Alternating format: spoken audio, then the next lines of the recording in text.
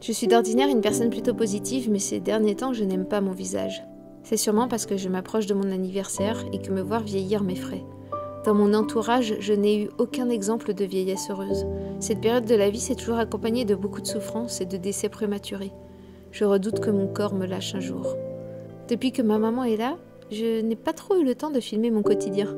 Les jours de la semaine se suivent et se ressemblent. Mon fils va au parcours, j'accompagne, je vais chercher mes enfants à l'école, bref, la vie quotidienne d'une famille bien ancrée dans sa routine.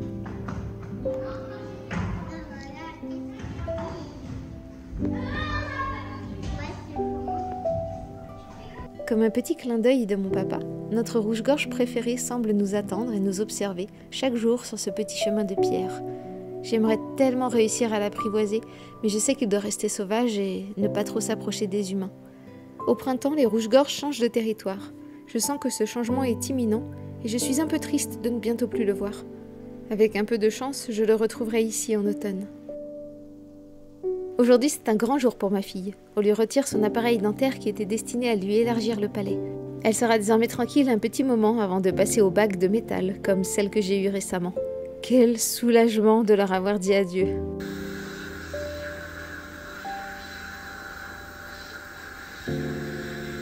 Comme j'ai décidé de ne pas aller au fitness tant que ma maman serait là, on se met en route pour une balade au bord du lac Léman. Les enfants en cantine, alors nous avons de longues heures devant nous et ce qui est très agréable, c'est que nous sommes quasiment seuls à nous promener. Croyez-moi, cet endroit l'été est un enfer d'humains compressés. Malheureusement, même si le soleil est au rendez-vous, une bise glaciale a décidé de nous gâcher la marche. Au fil de nos pas, le vent se fait de plus en plus fort, allant jusqu'à créer de grosses vagues sous le nez des cormorans endormis. Au loin, la galère ne semble pas affectée par la houle qui donne un aspect de mer du Nord au lac. À ce moment, je regrette de ne pas avoir de cache-oreille. Le vent me transperce les tympans et je sens que je vais avoir mal pour quelques heures. Midi arrive vite. Heureusement, on avait pensé à emmener des sandwichs avec nous. Je suis un peu déçue par le mien qui comporte un peu trop de sauce à mon goût.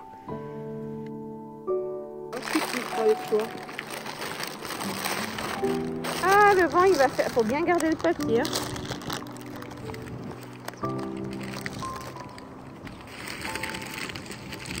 Alors que nous reprenons notre marche, le vent prend encore un peu de force sous un ciel devenu gris et terne.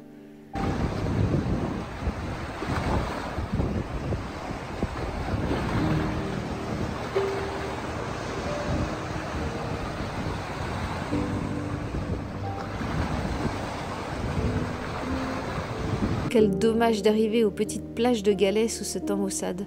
J'aurais bien aimé prendre quelques instants pour m'asseoir et contempler le paysage sans ressentir un froid qui transperce les os et frappe les oreilles. On se croirait en Normandie, mais sans les bienfaits de l'air marin.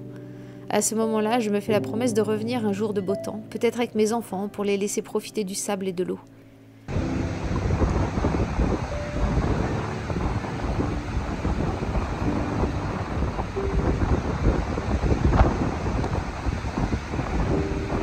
Heureusement, tout au fond de mon sac, je trouve mon fidèle bonnet. J'aurais dû le mettre bien plus tôt, car sachez qu'après cette promenade, j'ai eu mal aux oreilles jusqu'au lendemain.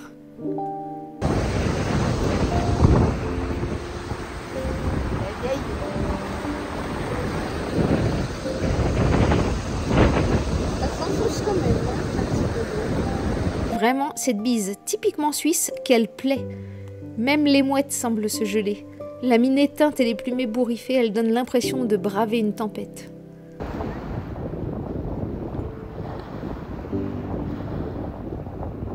Nous sommes rentrés juste à temps pour aller chercher les enfants à l'école et sur le chemin, je m'émerveille des mini-chèvres en train de jouer à se poursuivre comme des chiots adorables. Dans une vie fantasmée, j'aurais aimé avoir quelques mini-chèvres dans le parc de ma maison de maître en région sancerroise, mais ce n'est qu'un rêve irréalisable.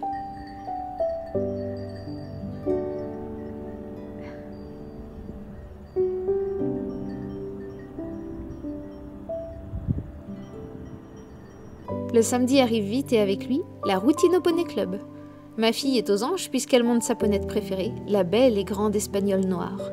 J'assiste à l'entièreté du cours car juste après, mon mari et moi, nous partirons pour un week-end sans enfants.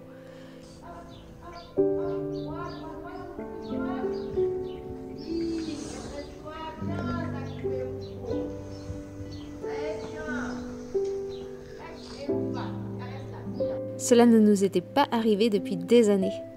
Dans ma première vidéo de vlog, je vous avais dit que nous avions gagné un séjour dans un hôtel à l'Aisin. Et bien voilà, nous y allons. Encore une fois, le temps n'est pas de notre côté, et je redoute un peu la neige qui ne manquera sûrement pas là-haut. L'Aisin, c'est une commune qui abrite une station de ski très connue. C'est aussi là-bas que je me suis cassé le genou, en faisant du ski justement. Autant dire que je n'en garde pas un très bon souvenir. Mais heureusement pour ce week-end, nous ferons l'impasse sur le ski. Il y a un spa avec piscine et je pense que nager un peu et se détendre au hammam sera déjà bien suffisant pour un si petit week-end. Le froid est mordant et j'ai hâte d'aller dans la chaleur de notre chambre. Et malheureusement, en arrivant dans la chambre, nous avons la mauvaise surprise de découvrir la fenêtre grande ouverte et des couvertures extrêmement fines sur les lits. C'est raté pour se réchauffer. Nous passons donc l'après-midi entière à la piscine, surtout dans le hammam. Bien entendu, je n'ai rien pu vous filmer, mais je peux vous dire qu'il y avait peu de personnes et que ce fut assez agréable. Le soir, on réserve un restaurant très recommandé. Logé dans une bâtisse datant du XVIIe siècle, le menu promet de nous régaler. Mais pour nous régaler, c'est une marche de 20 minutes dans la brume que nous devons affronter. Je ne sais pas pourquoi, mais je sens que le retour sera plutôt difficile.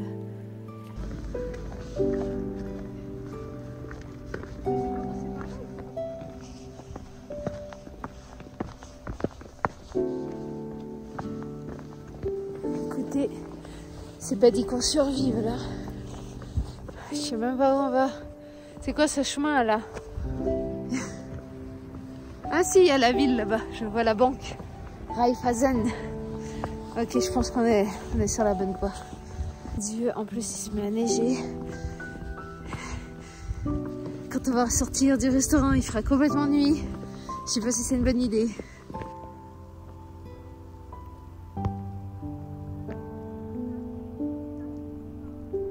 Enfin, la récompense tant attendue, l'orgie gustative. Mon mari commande un ceviche en entrée, que nous partageons, et pour le plat principal, nous nous mettons d'accord pour une bonne grosse fondue. J'ai même poussé le vice jusqu'à commander un dessert, ce qui ne m'était pas arrivé depuis des années.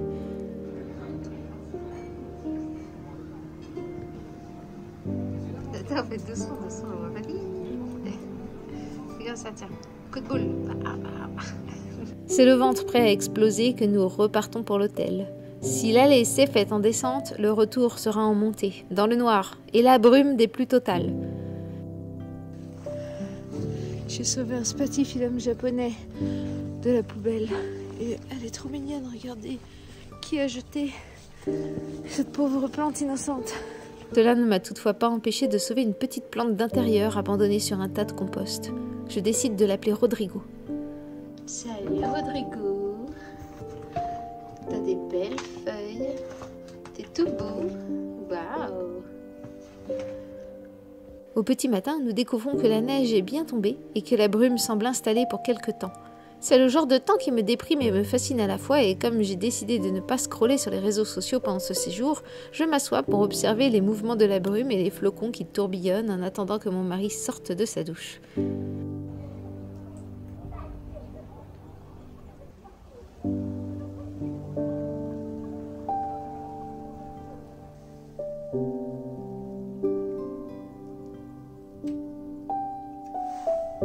C'est le moment de partir, avec Rodrigo sous le bras.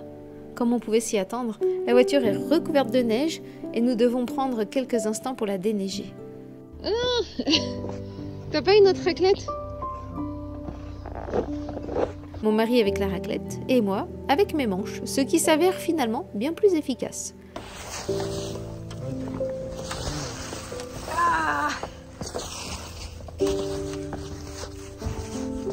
Dégager les fonds.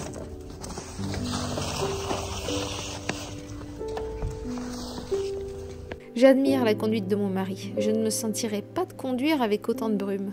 On ne se rend pas vraiment compte à l'écran, mais la voiture devant nous était plutôt proche et quasiment invisible. Voilà comment s'est déroulée ma semaine. Si vous avez regardé jusque-là et que vous ne savez pas quoi commenter, laissez-moi juste un petit emoji, ça me fera très plaisir. À très bientôt et tout de bon!